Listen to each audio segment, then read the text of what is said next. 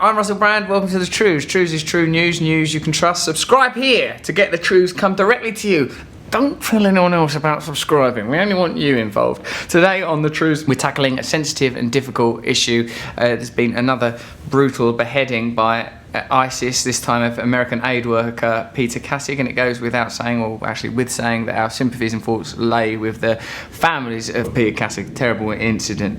Now let's have a look at some of the coverage of the story and how this event is being used to advance a particular media agenda. So what does this mean for the war on ISIS, and could they be headed to the U.S.? Joining us now to discuss this is former Navy SEAL Carl Higby. Good morning, Carl. Many people would argue that, tragic though these recent horrific murders have been, they have been incited and provoked by the actions of the West in Middle Eastern territories. You know, in the last 30 years, 14 Muslim countries have been bombed by America and her allies, which includes the country I'm from, the United Kingdom.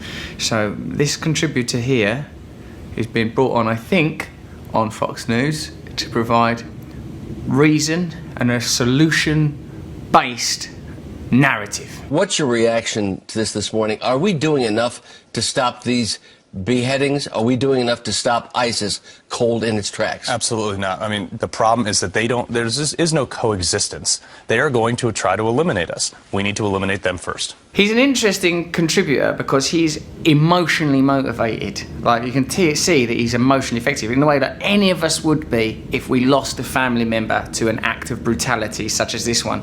In fact, probably the way that the members of ISIS have been motivated into joining ISIS. Of course, what's happening out there to an aid worker who's evidently a kind man motivated by the best reasons, it's abominable and terrible. But if we want things like this to stop, our only real power is to look for solutions that are outside of violence. The opposite, in fact, of what he's saying. In what way? How do we do it? How do we effectuate that today? Personally, if I was in charge, I would completely eradicate a large section of that area. See this section here?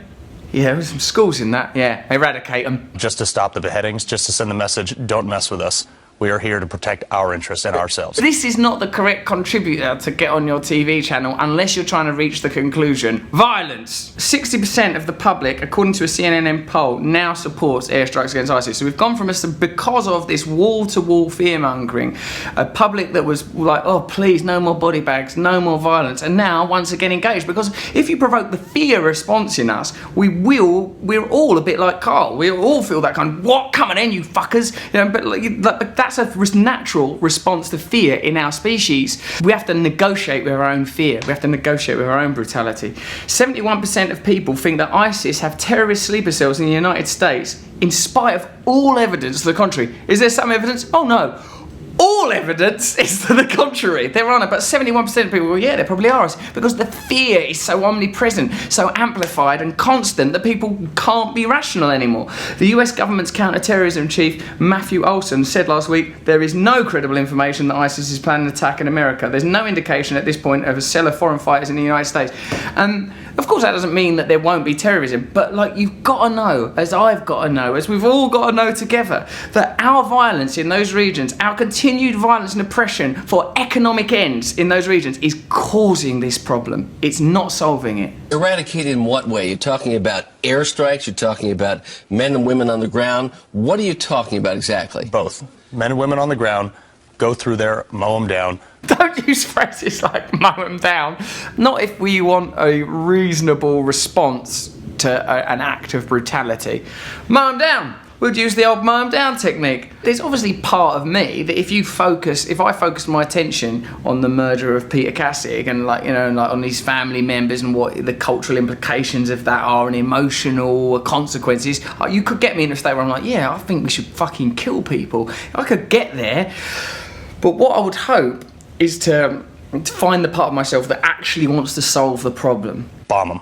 Bomb them. Send the message that we are not here to play around anymore. I don't think they think that people are playing around. These Americans are playing around. Whether it's taking our oil fields, bombing our villages, taking over our countries, not cooperating with international treaties, all the signs are there that America and Britain and their allies are treating this as a right jaunt. Right. That's actually not true. We're mowing you down. We need a show of force. We absolutely need a show of force to go in there and say, this is no longer a game. These people are here to kill us. And we need to tell, the president needs to tell them, hey, look, if you don't do something about this, I will. The reason that Fox are pursuing this particular perspective of the narrative is because, like, not that long ago, we had a war in Iraq and people didn't like it. Americans died, British people died, Iraqi civilians died, and yes, it was very good for Halliburton, yes, it was very good for neocons, they benefited hugely, but people were left with a general sense that there weren't weapons of mass destruction like we were told. So now, next time that people want to do a war in that region, people have got to find a way of convincing us that it's a good idea. Now, ISIS are certainly assisting with their own brutality and their very visible, inhumane, monstrous treatment of aid workers, but that doesn't mean that let's all get on board. Don't let them set the agenda. They're lunatics. Either we're against brutality or we're not. If we're against brutality, we're against our own brutality, not just brown people brutality. Let's hear what Abu Bakr al-Baghdadi has said in the statement.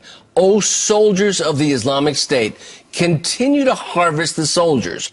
Erupt volcanoes of jihad everywhere. Light the earth with fire. If you broaden out and look at this problem from as objectively as possible, when it's something that's so emotive and complex, it's just one cycle, isn't it? It doesn't matter, oh, this person did some violence and this person did some violence. In the end, it just is a chaotic storm of violence. Oh, no, that violence was done by some white democratic people, that was good. Oh, that one was done by some brown Muslim people, that was bad. And in the end, it's just a swirl of unpleasantness. America and its allies are terrified, weak, and powerless. Are we terrified, weak, and powerless? Is Carl Higbee and the men and women who served with him and who are serving now, Carl looks like he's going to punch someone. are they terrified, weak, and powerless? Carl, are you actually gay? Hold on a minute, this just coming in. He just said he's had sex with your mum. Yeah, it just came through that cleric said he had sex with, yeah, and your sister? What option has Carl got but to say something aggressive now? No. What do you say We're not. to this terrorist leader right now? Yeah, I would say, you know what, we're not weak and powerless, and if you want some, come get some. There's 20 million vets here in America. A lot of those vets are homeless, incidentally. A lot of those vets are strewn across the streets because there's no infrastructure in America to take care of them. Once these men and women have served their purpose, what happens to them doesn't matter. Come to our shores and see what happens. Well, the American government is now saying, well, we're making some effect here. We're taking back oil fields that ISIS had taken over before. Taking back oil fields? What do you mean taking them back? They're in Iraq. The clue is in the name. They're in Iraq. You can't take back things that are in Iraq. And it's having an effect. Is it having an effect? And what effect will it have? There's a 26-year-old young woman, right, an aid worker who's also being held by ISIS right now. These beheadings are obviously tragic and brutal, and the capture of a female aid worker is obviously worrying. But in terms of how the news is being conveyed, it's to present a moral mandate for further aggressive actions, a mandate to carry out the kind of actions that the US government and their allies want to carry out anyway. It's not like they're objectively thinking, what should we do? Oh no, now this is happening. They have an agenda. They have an intention. Then they select and cherry pick information that allows that agenda to be pursued. One of the stories that's repeated are a kind of human rights crimes in the area. The initial driver of US involvement was the outrage over ISIS's capture of thousands of Yazidi women and the sexual violence subsequently exercised against them. Horrors which provided moral credence to the war against ISIS in the same way that the US war against the Taliban was justified by highlighting the plight of Afghan women. What's happening is the war gets framed disingenuously to justify actions that are corporate. Look, this is a corporate ideology we live under, a capitalist corporate ideology. So when something happens, it's not outside of that ideology, it's within it. They know that that's not a popular ideology anymore, so they use more attractive arguments and more attractive pieces of information to lend credence to a course of action that they were going to pursue anyway. Oh no, perhaps they are legitimately and genuinely outraged against crimes. We hate crimes against women. Oh right, this is about crimes against women, is it? Yeah, we're just doing, like, you know, whenever there's crimes against women, wherever they are, you'll find us, America and their corporate allies, trying to oppose and overcome and vanquish those crimes. Oh, that's good, because over the course of the war in Iraq in 2003, US soldiers and contractors repeatedly used rape as a weapon of war, both against prisoners and the local civilian population. But more disturbing were the atrocities committed by servicemen against their fellow soldiers. As many as 1 in 3 female soldiers are raped over the course of their military careers. Did you know that? 1 in 3. 80% of these assaults go unreported, in large part because reported cases rarely result in convictions or proportional punishment. In fact, the victims are frequently punished socially and professionally and are barred from suing the government for reparations, even when wrongdoing is proven.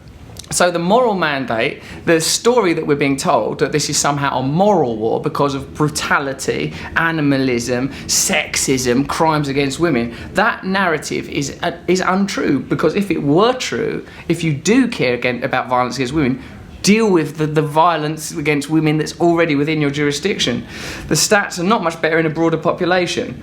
As many as 1 in 5 women who attend college in America are sexually assaulted over the course of their academic career, often with no justice, even when the crimes are reported. This is commensurate with the broader trend in America. According to White House estimates, roughly a fifth of all American women are raped at some point in their life. Did you know that? So if you're against atrocities like that beheading, if atrocities are your motivating factor, you don't need to go to the Middle East in combat fatigues. You just need to open your front door and talk to 1 in 5 women, because these atrocities are occurring right where we're standing.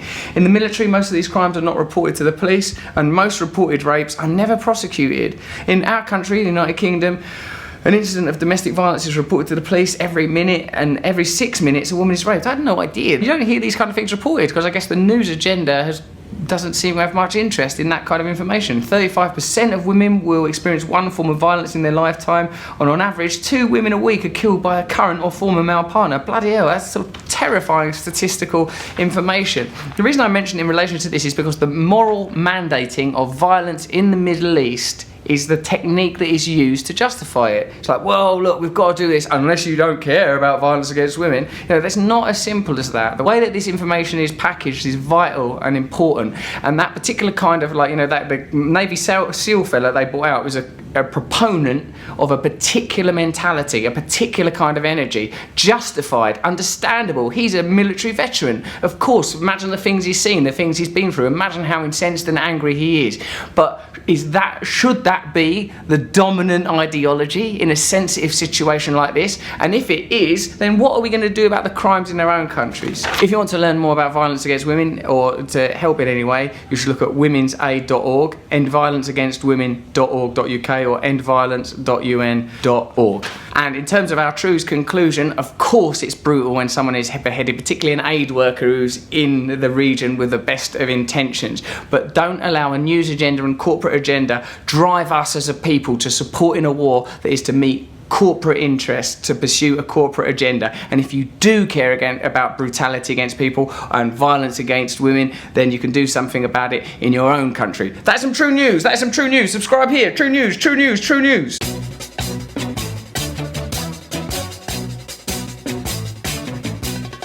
Nose is a tool that is abused to fool you and to leave you scared and confused.